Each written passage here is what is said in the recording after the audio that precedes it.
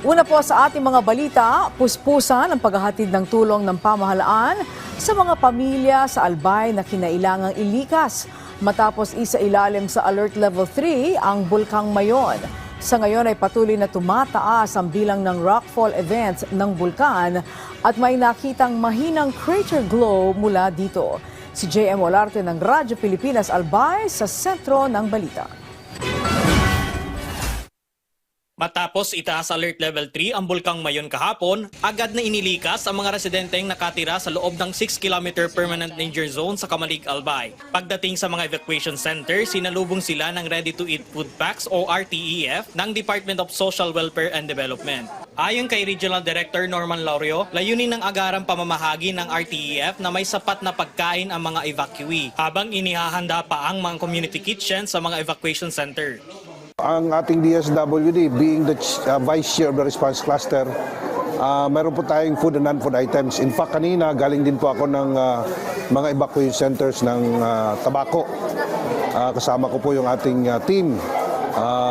Namigay po tayo kanina doon ng modular tents, particularly doon po sa ating Tabaco City para po magamit ng ating mga affected families doon. May mobile kitchen po tayo. Bukas, i-deploy na rin po natin yung ating water filtration truck, naka-standby din. Lahat po ng mga resources ngayon ng DSWD ay on standby. Yung iba, ginagamit na natin. Yung mga trucks, naghahakot ng mga food packs. Of course, yung fund po natin, andyan din. This is because our very own Secretary Rex Gatchalian is closely monitoring the situation. In fact, sa mga susunod na araw, darating po siya dito para personal na makausap yung ating mga mayors, ating supervise yung ating disaster operations in as far as Mayon abnormalities is concerned.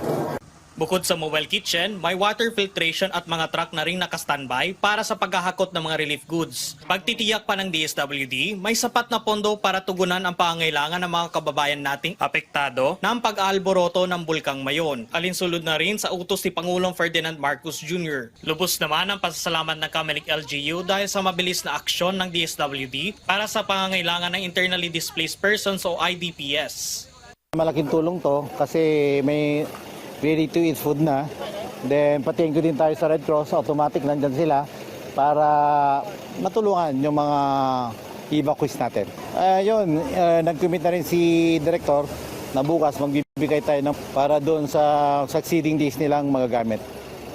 Kumbaga, in-advise na rin natin na magtulungan na din si Barangay Council na gumawa na ng kitchen nila para naman may paglulutuan yung mga pamilya natin dito.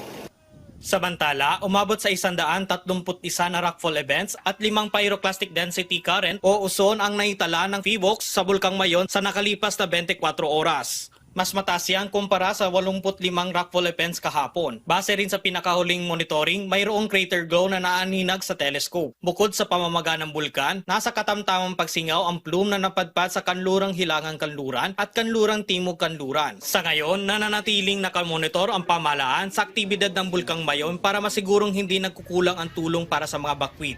Mula rito sa Albay, para sa Integrated State Media, JM Olarte ng Radyo Pilipinas, Radyo Publiko.